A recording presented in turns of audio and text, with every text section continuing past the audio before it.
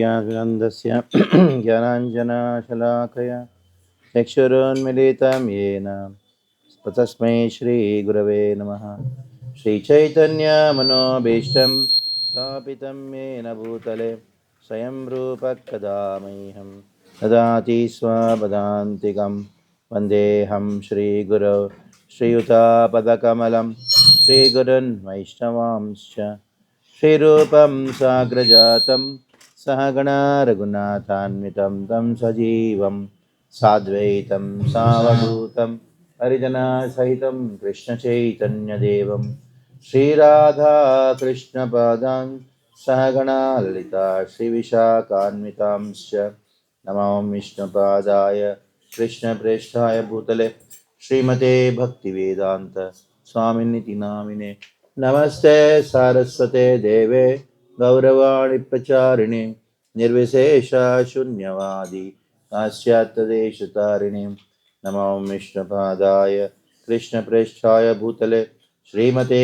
भक्तिसिद्धान्त सरस्वती निति नामिने स्वामी देवी दयिताय कृपाब्धये कृष्णसम्बन्धविज्ञान दायिने प्रभवे नमः। माधुर्योज्ज्वलप्रेमाढ्य श्रीरूपानुगभक्तिदा श्रीगौरा करुणाशक्ति विग्रहाय नमोऽस्तुते। नमस्ते गौरवाणी श्रीमूर्तये दीनतारिणे रूपानुगाविरुद्धाप सिद्धान्तद्वान्तहारिणे नमो गौरकिशोराय साक्षाद्वैराग्यमूर्तये विप्रलम्बारसाम्बोधे पादाम्बुजाय ते नमः। नमो भक्ते विनोदाय सच्चिदानन्दनामिने गौरशक्तिस्वरूपाय रूपानुगावराय ते गौराविर्भावभूमेस्त्वं निर्देष्टा सज्जनप्रियः वैष्णवः सार्वभौम श्री जगन्नाथाय ते नमः। वाञ्छाकल्पतरुभ्यश्च कृपा सिन्धुभ्य एव च पतितानां पावनेभ्यो वैष्णवेभ्यो नमो नमः। नमो महावदन्याय कृष्णप्रेमप्रदायते कृष्णाय कृष्णचैतन्य नाम्ने गौरतिशै नमः।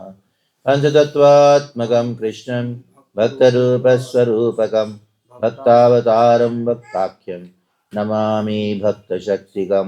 हे कृष्णा करुणा सिन्धौ दीनबन्धो जगत्पते गोपिकान्त राधाकान्त नमोऽस्तुते। जयतां सुरतोर्पङ्गुर्मामन्दमतेर्गति मत्सर्वस्वापदाम्बोजो राधामदनमोहनो दिव्यवृन्दारण्यकल्पद्रुमादः श्रीमद्रत्नागारसिंहासनस्थौ श्रीमद्राधा श्रीलगोविन्ददेवो पृष्ठ्रालिभिः सेव्यमानो स्मरामि। श्रीमान् रासरसारम्भि वंशीवटतटस्थितः कर्षं वेणुसुनेर्गोपी गोपीनाथः श्रियेस्तु नः। तप्तकाञ्चन गौराङ्गी राधे वृन्दावनेश्वरी वृषभानुसुते देवी प्रणमामि हरिप्रिये। जय श्री कृष्ण चैतन्य प्रभु नित्यानंद श्री अद्वैता गदाधर श्रीवासादि गौरभक्तवृंद। हरे कृष्णा कृष्णा कृष्णा हरे हरे हरे राम राम राम हरे हरे।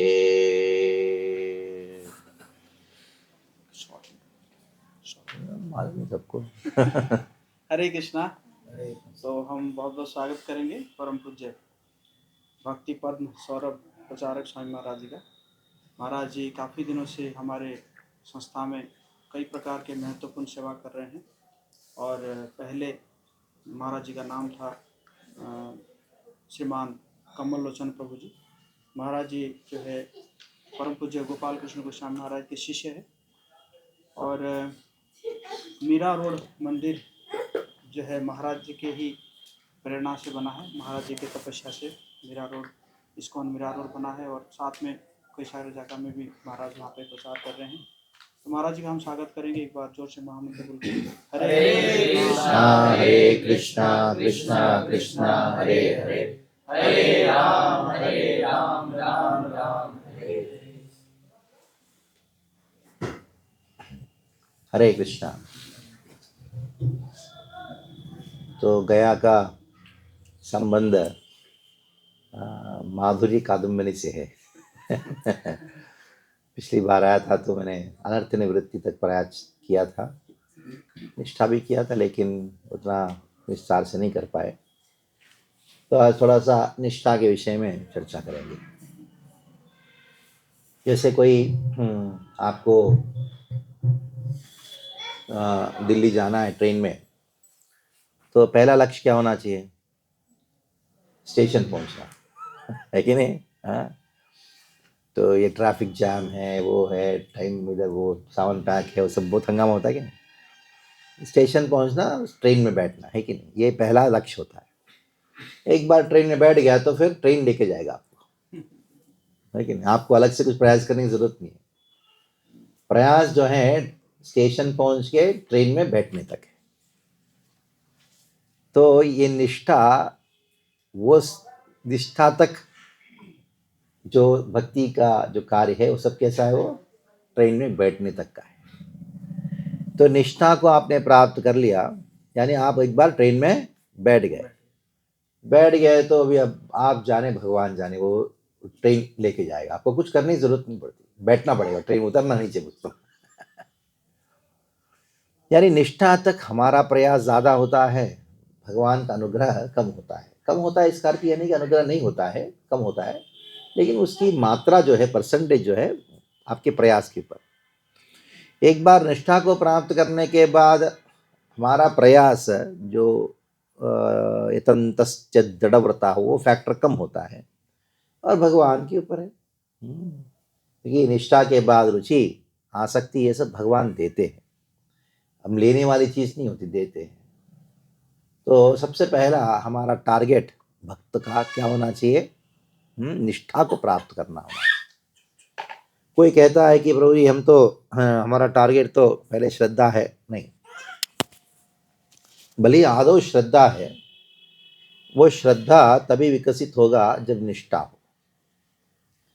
निष्ठा पूर्वक शास्त्रों का अध्ययन करने से श्रद्धा प्राप्त होती है। इसलिए श्रद्धावान लभते ज्ञानम तत्परः संयतेन्द्रियः ज्ञानम लब्ध्वा पराम शांतिरचिरेणाधिगच्छति। गीता में भगवान ने बात कहा, श्रद्धावान लभते ज्ञानम। शुरुआत होता है श्रद्धा, लेकिन वो श्रद्धा कैसे होता है? जब शास्त्रों को हम निष्ठा से पढ़ते हैं। तो निष्ठा का शुरुआत वैसे तो शास्त्र अध्ययन से शुरू होता है। शास्त्र अध्ययन मतलब तच्छृण्वन् सुपठन विचारण परो, ये तीनों। क्योंकि जब श्रद्धा शब्द आया है, मैंने आप स्पष्ट रूप में कहा था, आपको याद होगा, वो श्रद्धा का वास्तविक नाम है शास्त्रीय श्रद्धा, लौकिकी नहीं। शास्त्रीय श्रद्धा, श्रद्धा दो प्रकार का है, एक शास्त्रीय, एक दूसरा लौकिकी। लेकिन जिसके पास शास्त्रीय श्रद्धा है वही व्यक्ति आगे बढ़ता है, क्योंकि निष्ठा पूर्वक शास्त्रों को अध्ययन करना। ऐसा नहीं कि हम भजन करते हैं लेकिन शास्त्र नहीं पढ़ेंगे। ये तो एक व्यक्ति ने कहा कि प्रभु जी आप इतना बोलते हो शास्त्र पढ़ो शास्त्र पढ़ो, लेकिन शास्त्र का सार तो हरिनाम है, मैं तो हरिनाम करता हूँ। क्योंकि उनको मैंने मना किया था, प्रवचन में बैठा था और बैठ के जप कर रहा था। मैंने मना किया, प्रवचन चल रहा है, या प्रवचन सुनो या जप करो। तो वो तर्क करने लगा, खास करके यूपी बिहार के बहुत होते हैं ना, तर्क बहुत करते हैं, कहा बहुत। तो ने कहा कि नाम संकीर्तनम यस्या, ये तो भागवत का आखिरी श्लोक के सार है, भागवत का सार है, तो आप भागवत बोल रहे हो, मैं भागवत का सार कर रहा हूँ। हाँ, तो मैंने कहा ठीक है, आपका तर्क बहुत अच्छा है, लेकिन कुतर्क है, ये कुतर्क है। अगर मैं भी तर्क करूँ तो कर सकता हूँ आपके साथ, क्योंकि आपने कुतर्क किया तो मैं भी कुतर्क करूँगा, क्योंकि जो जो भाषा समझे उसी भाषा में समझाना चाहिए। मैंने कहा ये भागवत का आखिरी श्लोक है ना, तो भागवत क्लास की बात करना। भागवत का आखिरी श्लोक है नाम संकीर्तन, ये भागवतम चल रहा है, वो भागवतम क्लास आखिरी में करना। हाँ, मेरा कि वैसे तर्क नहीं, कुतर्क है। लेकिन वो कुतर्क समझने वाला कुतर्क वाला कुतर्क ही समझ सकता है, इसलिए हम विवश हो जाते हैं। तो जो भी हो, अपराध होता है भागवत के समय में। जब करना नाम के प्रति भी अपराध है और भागवत के प्रति भी अपराध है, और भागवत भक्त भागवत के प्रति भी अपराध है, अपराध होता है। जब कर रहा है, भागवत क्लास में बैठा है, जब कर रहा है, अपराध हो गया। ये सब कहाँ से, शिक्षा कहाँ से प्राप्त होती है? ये प्राप्त होती है जब निष्ठा से शास्त्रों को पढ़ोगे। यार निष्ठा अभी नहीं, वो शुरुआत से आ गया है। ऐसा नहीं कि अभी निष्ठा भी अनर्थ निवृत्ति के बाद निष्ठा होगा, क्योंकि अनर्थ निवृत्ति के बाद भी, उस स्तर के बाद भी अनर्थ रह जाते हैं। इसका प्रमाण क्या है? हम रोज भागवत के शुरुआत में क्या बोलते हैं? हाँ, नष्ट प्रायेष अभद्रेषु नित्यम भागवत सेवया भगवती उत्तम श्लोके भक्तिर्भवती नैष्टिकी। ये नैष्टिकी शब्द निष्ठा है। आपको याद होगा, ये जो 5 श्लोक है, 5 + 1, प्रथम स्कंद का दूसरा अध्याय का 16, बाद में 17 से 21, ये सब मिला के 5 + 1 यानी 6 श्लोक जो है, वो हमारे जो अभिधेय तत्व को सूचित करता है। और माधुर्य कादम्बरी केवल ये 5 श्लोकों का ही विस्तार है। भागवत के 5 श्लोक है, उसका विस्तार है। जैसे आपको सुनाया था, जैसे शुश्रूषो श्रद्धानस्य वासुदेव कथा रुचि स्यान महत्स्य विप्रा पुण्यकीर्तन निषेवनात्।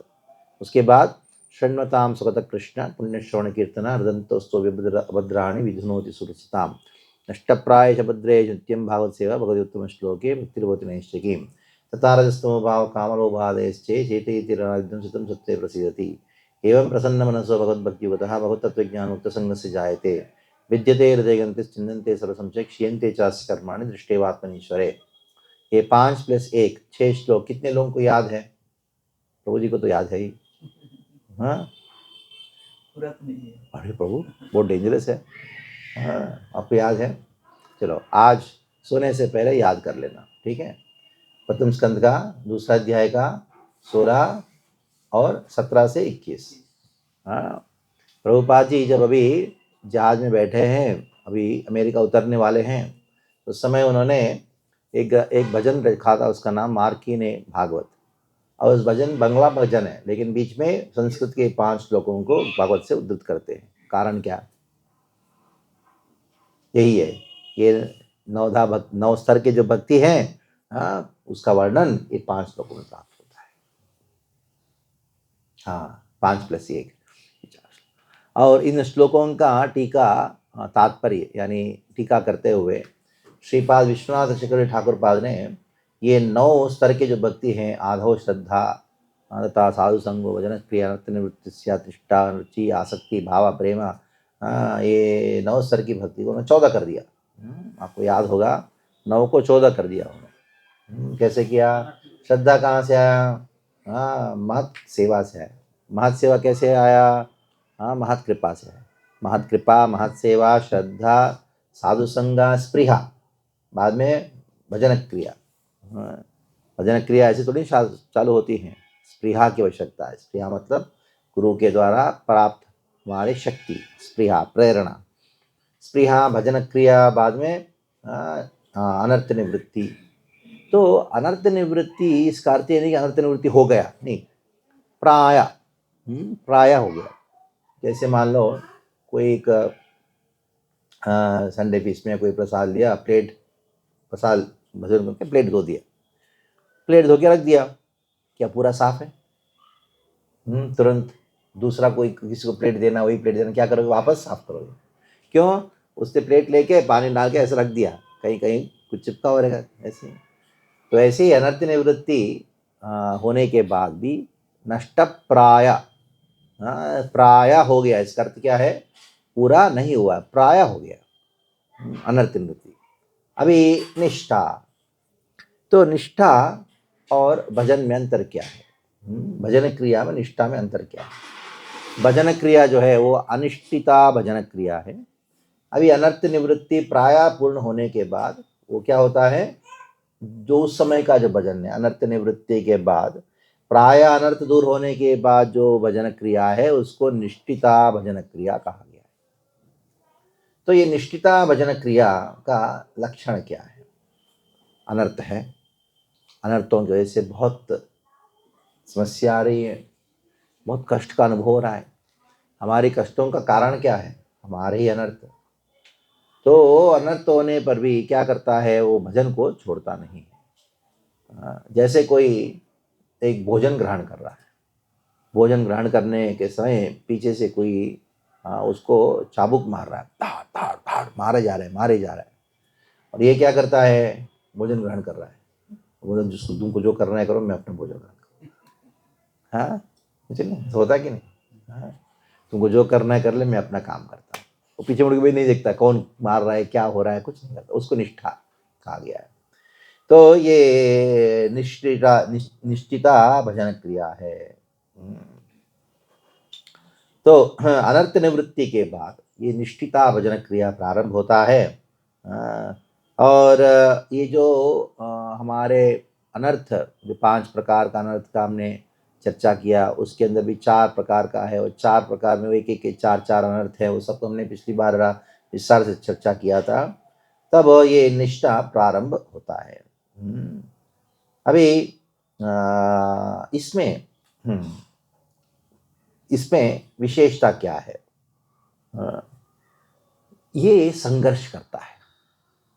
ये संघर्ष कैसे प्रारंभ होता है?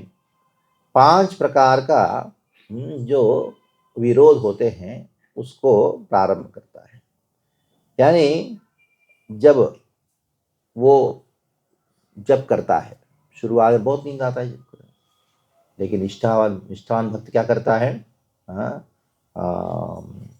जितना उसको नींद आता है उससे उतना ज़्यादा जप करता है। और ये लय को वो पार कर लेता है। लय मतलब भजन भजन भजन करने के समय हमको क्या आता है? नींद आती है। और दूसरा विक्षेप। विक्षेप का अर्थ क्या है?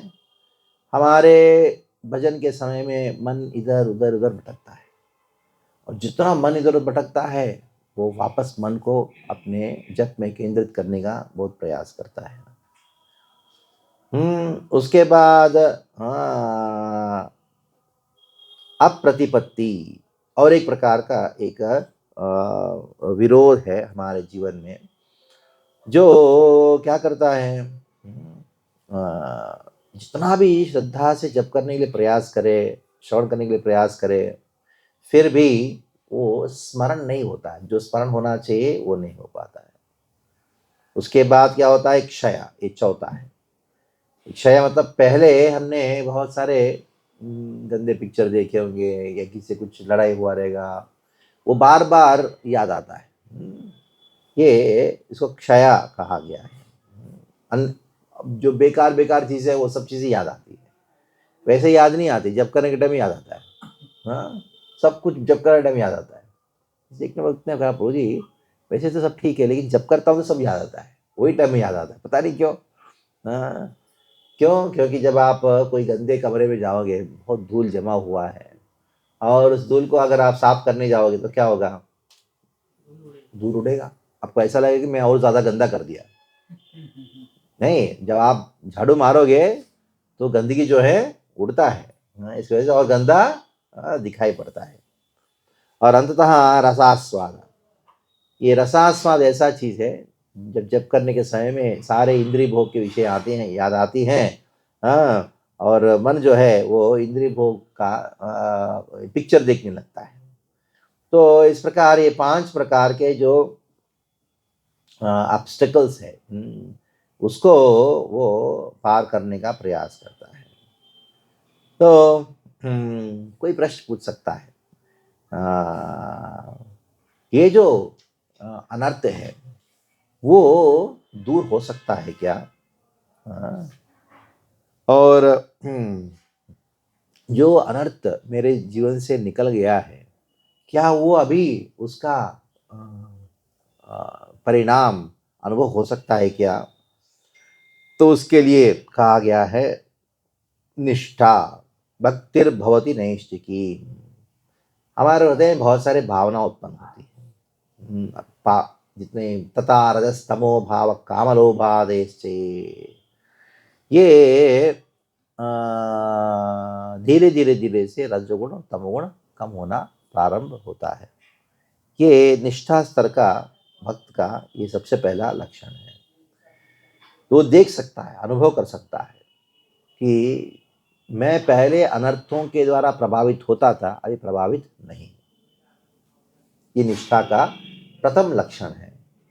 पहले कुछ मन में इच्छा आती थी तो जप करने के समय में वो जप रख के वो इच्छा को पूर्ण करने चले जाते थे।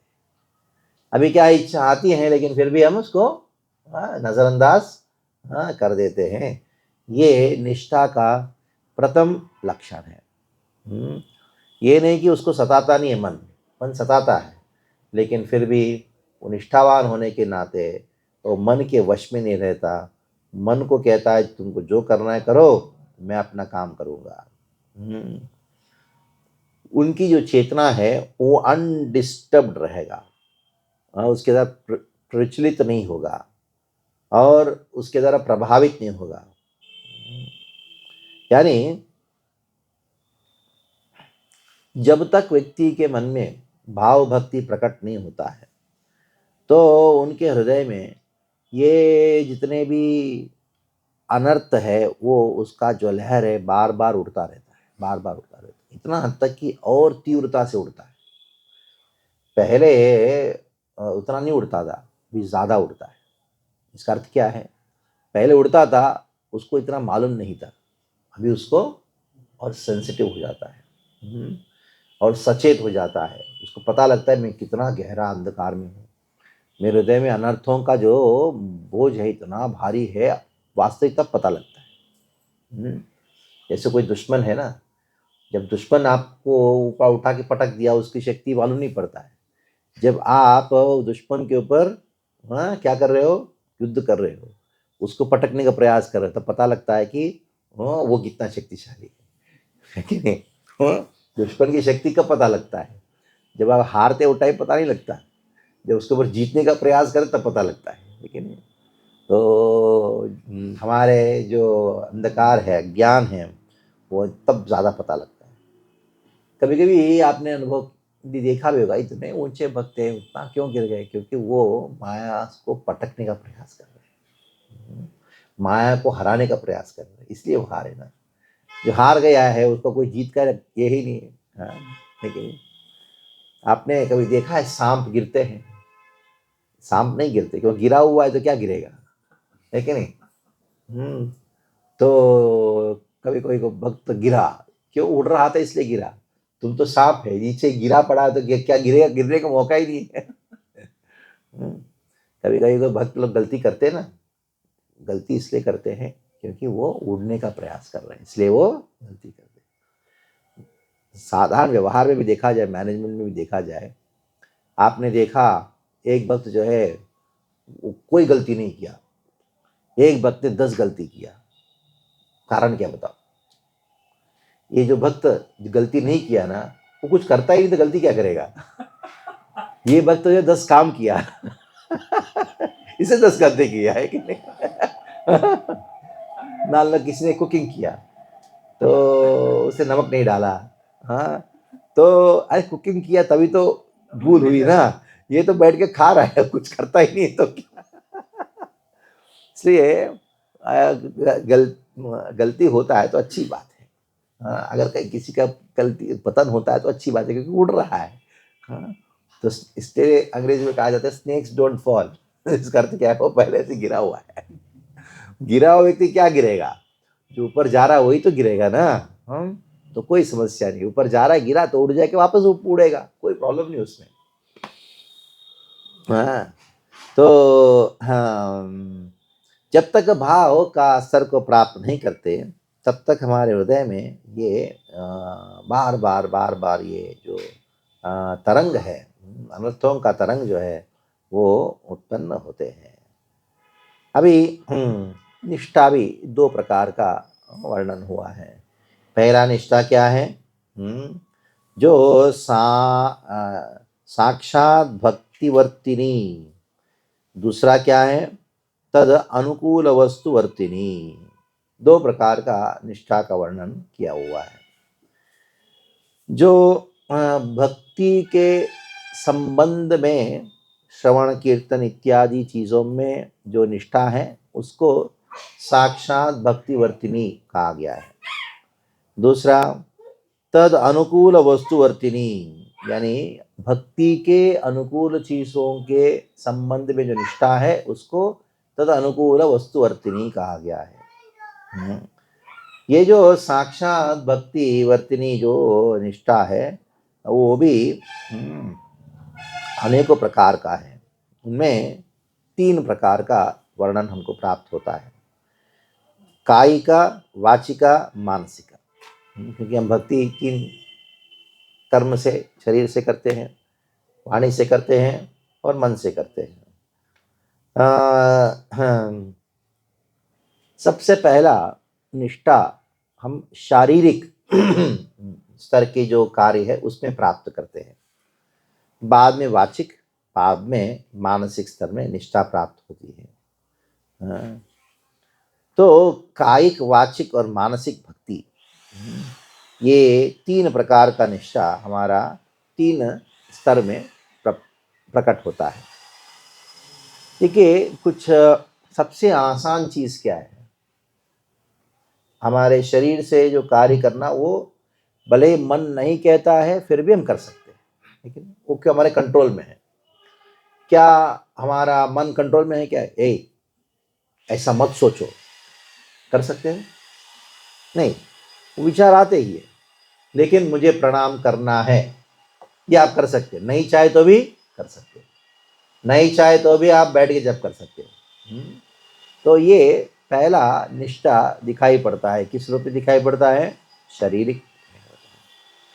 क्योंकि भले ही भाव ना हो, शरीर हमारे वश में है, शरीर को हम झुका सकते हैं, शरीर से कार्य कर सकते हैं, भगवान के रूप बना सकते हैं, श्रृंगार कर सकते हैं, ये सब चीज़ें अनचाहे भी कर सकते हैं। कुछ लोग कहते हैं ना, भाव से करना चाहिए।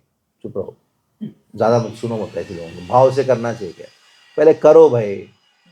हाँ, नहीं चाहते हुए भी करना भक्ति है, और इसको निष्ठा कहा गया है। ये जो भाव से करना चाहिए, प्रेम से करना चाहिए। हाँ, किसी ने कहा कि आप जब भगवान के लिए भोग बना रहे हो, बड़े भाव से बनाना चाहिए, भगवान के लिए बना रहे हो। तो सब बात की बात है, पहले बनाओ। पहले क्या करो? बनाओ। हाँ, अभी अगला दिन जो है किसी का कुछ हो गया, फिर वो सारा भाव सब खत्म हो जाता है। ये भाव वो भगवान प्रदान करते हैं। कैसे प्रदान करते हैं? हमारी निष्ठा को देख के प्रदान करते हैं। हर रोज नियमित रूप में करना, उसको निष्ठा कहा गया। एक दिन 64 माला कर दिया और अगला दिन जो है 16 भी नहीं हो रहा है। निर्जल एकादशी, तो जी निर्जला किया, अगला दिन क्या किया? टॉयलेट में बैठा पूरा दिन। तो ये सब चीज़ को निष्ठा नहीं कर। निष्ठा मतलब अंग्रेजी में अपने प्रभुपाद जी शिष्यों ने एक बड़ा सुंदर एक शब्द निकाला है, उसका नाम फिक्स्ड अप डिवोटी है। एक फायर्ड अप होता है, एक फिक्स्ड अप होता है। अंग्रेजी शब्द है। फायर्ड अप मतलब उत्साह से, हाँ, बाद में दिखाई नहीं पड़ता है। तो उत्साह को हमेशा बना के रखना, उसको निष्ठा कहा गया है। तो दूसरों को आदर देना, और दूसरों को दया दिखाना, ये सब चीज़ें जो है वो तद अनुकूल, भक्ति के अनुकूल जो चीज़ें हैं उनके प्रति निष्ठा। तद अनुकूल वस्तुवर्तिनी, ये निष्ठा के कुछ लक्षणों को हमने चर्चा किया। तद अनुकूल वस्तुवर्तिनी। उसके बाद हम थोड़ा सा निष्ठा का विषय में और आगे चर्चा करेंगे। एक भक्त है, उनका निष्ठा नहीं है, लेकिन उनको भक्ति में निष्ठा नहीं है, लेकिन दूसरों को आदर देना इत्यादि चीज़ों में वो निष्ठा है। और कभी कभी हम देखते हैं कुछ लोगों का निष्ठा भक्ति में रहता है, लेकिन भक्ति के जो अनुकूल चीज़ें होती हैं उनमें निष्ठा नहीं होता है, ऐसा देखा गया है। लेकिन फिर भी ध्यान रखिएगा, ये दोनों प्रकार की निष्ठा को हमको उत्पन्न करना चाहिए। आपने भक्ति की अनुकूल चीज़ें हैं उसके प्रति निष्ठा है, लेकिन भक्ति के प्रति निष्ठा नहीं है। भक्ति के प्रति निष्ठा है लेकिन अन्य जो भक्ति के अनुकूल चीज़ें उनके प्रति निष्ठा नहीं है, तो बड़ा समस्या आ सकती है।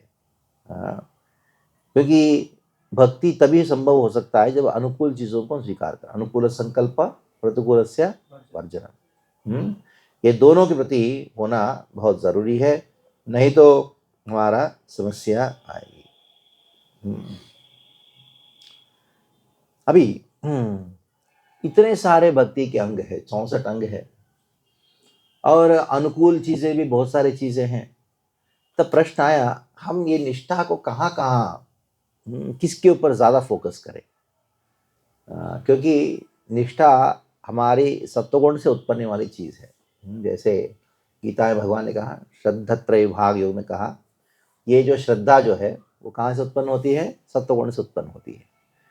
तो सत्वगुण से श्रद्धा उत्पन्न होती है, लेकिन ये जो श्रद्धा मतलब निष्ठा एक तरीके से संबंध उन दोनों के बीच में है, ये हर जगह तो लगा नहीं सकते आप, उसके इतना कैपेसिटी तो है नहीं।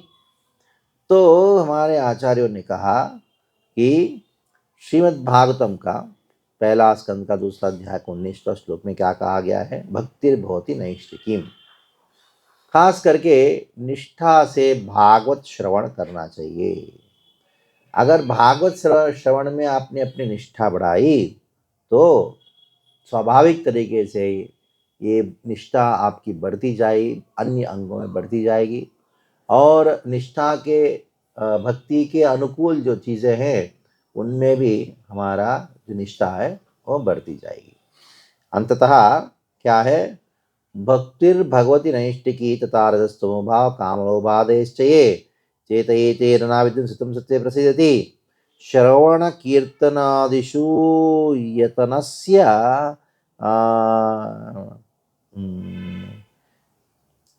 शैथिल्य प्राबल्य एव दुस्त्यज्ये संभवन्ति निष्ठिता निष्ठिते भक्ति प्रदर्श्येतान् इति संक्षिप्तो विवेकः। तो उन्हें क्या कहा? हाँ,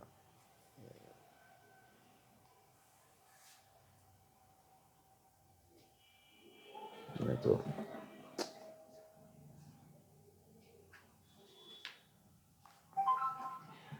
ठीक है, मीटिंग चालू। हाँ, यानी निष्ठा किसके ऊपर रखने से हमारा निष्ठा जो है वो तीव्रता से बढ़ जाता है? वो इसमें रखने से। किस पे रखने से? भागवत का श्रवण में लगने से, भागवत का श्रवण कीर्तन में। भागवत का श्रवण कीर्तन जितना करोगे निष्ठा से, बाकी अन्य अंगों में निष्ठा अपने आप आएगा। हमने देखा है, जिसका रुचि भागवत में होता है या जिसको भागवत श्रवण करने में रुचि रखता है, बाकी सब कार्य अच्छा से करता है। इसमें गड़बड़ करता है तो बाकी भी निष्ठा उतना प्रकाशित नहीं होता। तभी समाप्त करेंगे। कोई प्रश्न है तो पूछिए, एनी क्वेश्चंस?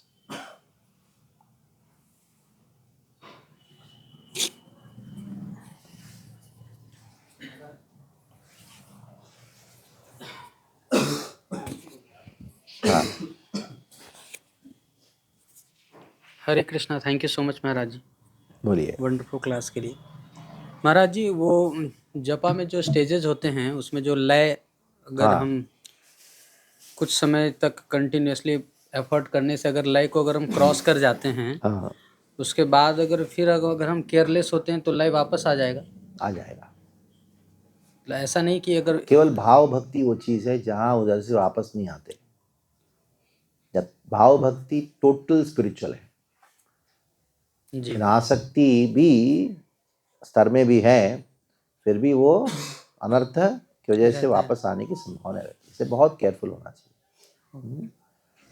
निष्ठा हमारा सबसे पहला टारगेट है।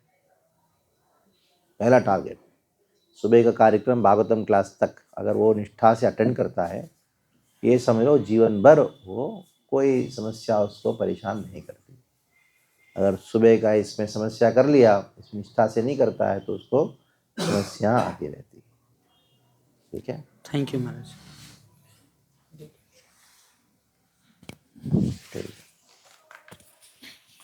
महाराज जैसे मैंने सुना है कि 2 इंसिडेंट हम देखते हैं, एक भरत महाराज और एक बिल्लो मंगल ठाकुर।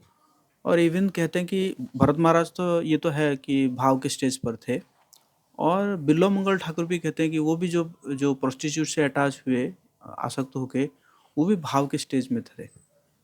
तो मतलब क्या ऐसा है कि जो है दोनों ऐसे कंडीशन में उनका भरत, राजा भरत है, भरत महाराज, वो भाव के स्तर में थे और उनका पतन हुआ। ये एक्सट्रीम केस है, नॉर्मल नहीं है। तो भागवतम में आपको हमेशा एक्सट्रीम केस मिलता है, क्योंकि वो एक पॉइंट को ड्राइव करने के लिए, एक पॉइंट को हमारे दिमाग में घुसाने के लिए। भाव के स्तर में भी क्यों ना हो, अगर अकेले रहोगे, भक्तों का संग नहीं होगा, कनिष्ठ भक्त का भी संग होना चाहिए कम से कम, नहीं होगा तो पता नहीं, होता नहीं है। लेकिन जैसे अजामिल भी एक्सट्रीम केस, भागवतम हर जगह आपको एक्सट्रीम मिलता है। एक्सट्रीम एग्जाम्पल से हमारा वो तत्व, पॉइंट जो है वो गहराई से क्लियर होता है। बिल्वमंगल ठाकुर का जो इतिहास है, वो उस समय वो भक्त नहीं थे, भाव की बात तो छोड़ो, भक्त भी नहीं थे, वो आसक्त थे। तो क्या हुआ, जब वो वेश्या से मिलने गया था, पहला वेश्या की, जिनमें वो रात भर गीतो गोविंदम गाती थी। जब वो बेहोश था ना, गिर के बेहोश था ना, तो सुबह उसको डांट मिली तो चला गया। तब बिल्वमंगल ठाकुर दैन्य भाव को व्यक्त करते हुए, दूसरा वेश्या जब मिला, उनके हृदय में भाव भक्ति व्यक्त हो गया था। लेकिन फिर भी उनको बुरी नजर हुआ, तो उन्होंने क्या किया, वो आंख खोल लिया। तो ये उनकी दैन्य भाव है, दैन्य भाव को व्यक्त किया। प्रेम का लक्षण है दैन्य। जैसे भक्ति ठाकुर कहते हैं, हमार जीवन सदा पापे रतो, नहीं को पुण्य रलेश। तो ये सत्य है क्या, झूठ है? भक्ति ठाकुर ने क्या कहा, मैं जीवन भर पाप ही किया, एक भी पुण्य कार्य नहीं किया। भक्ति ठाकुर झूठ लिख रहे हैं, सही लिख रहे हैं? हाँ, वो ना झूठ है ना सही है, वो अपनी दैन्य भाव प्रकट कर रहे हैं। और कोई प्रश्न है? एक और क्वेश्चन, जैसे अनिष्ठिता भजन क्रिया और निष्ठिता भजन क्रिया। हाँ, तो अनिष्ठिता भजन क्रिया जो लास्ट है, विषय शंकर और वो नियमाक्षम। हाँ। तो जब व्यक्ति वहाँ पे है, तो क्या उसको वो भी निष्ठिता भजन का क्रिया कर सकता है, या वहाँ से जाने के बाद ही निष्ठिता भजन क्रिया करेगा? ये ओवरलैप रहता है। अगर उसके वश में आ गया तो निष्ठिता, वो होने पर ही वश में नहीं आया, वो निष्ठिता। ऐसा नहीं कि इसके बाद भजन क्रिया से लेके निष्ठा तक भजन क्रिया ही है, लेकिन 3 भाग किया उसको। भजन क्रिया, अनर्थ निवृत्ति, निष्ठा, 3 भाग किया, लेकिन पूरा का पूरा भजन क्रिया ही है। ठीक है, जरा एक मीटिंग है और एक प्रश्न लिया जा सकता है। इधर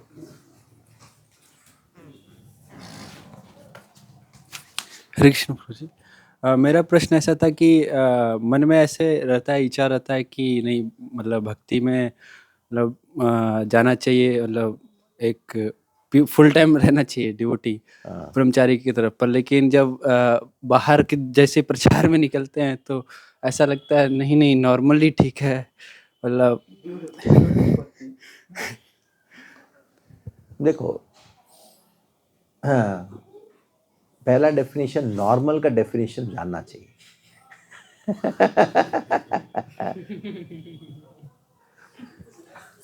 नॉर्मल का अर्थ क्या है? मतलब जो भी मतलब गृहस्थ लोग जैसे रहते हैं गृहस्थ होना नॉर्मल है, ब्रह्मचारी होना अबनॉर्मल है। ये ना समाज ने ऐसा सिखा के रखा है कि नॉर्मल मतलब क्या है, विवाह करना, और विवाह नहीं करना जो है वो अब नॉर्मल है। नहीं प्रभु जी अब नॉर्मल है, आप नॉर्मल हो। देखो वही ना, यानी पागल है। अब नॉर्मल मतलब पागल है, पागल है और अब पागल नहीं हो।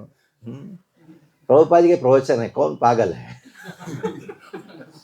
जब आप पागल खाना जाओगे तो उधर जो डॉक्टर होंगे ना, हाँ, उनके पास जाके बोलोगे ये लोग कौन है, ये लोग ये सब पागल है।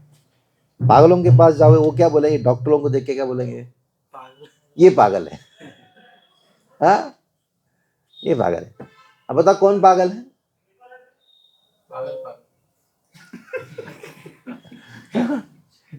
अंततः देखा जाए जो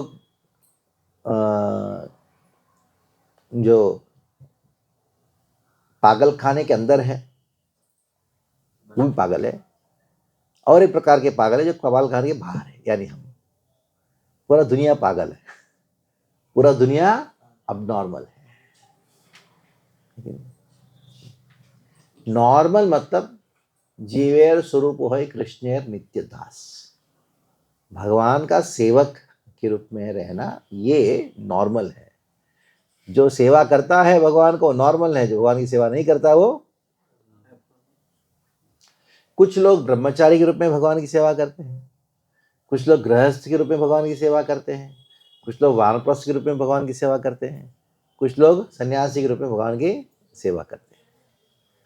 क्योंकि ये चारों के चारों को क्या कहा गया, आश्रम कहा गया। ब्रह्मचारी आश्रम, गृहस्थ आश्रम, वानप्रस्थ आश्रम, सन्यास आश्रम, ये चारों चारों आश्रम है। अगर आश्रम निकालोगे इनमें से, ब्रह्मचारी पागल खाना, गृहस्थ पागल खाना, वानप्रस्थ पागल खाना, सन्यास पागल खाना, तो आपको जो अच्छा लगता है उसमें स्थित होके 24 घंटा भगवान की सेवा करना। कोई जो ब्रह्मचारी बनने से मैं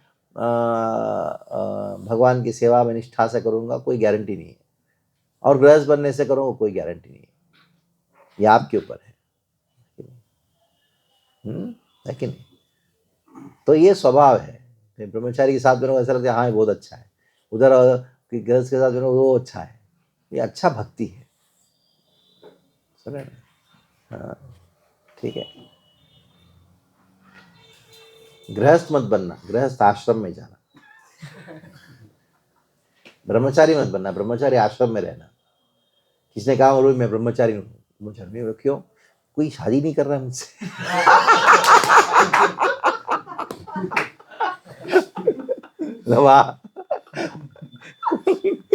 हमें ढूंढ रहे कौन करने वाले, कौन करने वाले, और ये ब्रह्मचारी है बोलता है। ठीक है। एक गृहस्थ तो यहाँ पे आते हैं, हाँ उनके नाम में ब्रह्मचारी भी है। अच्छा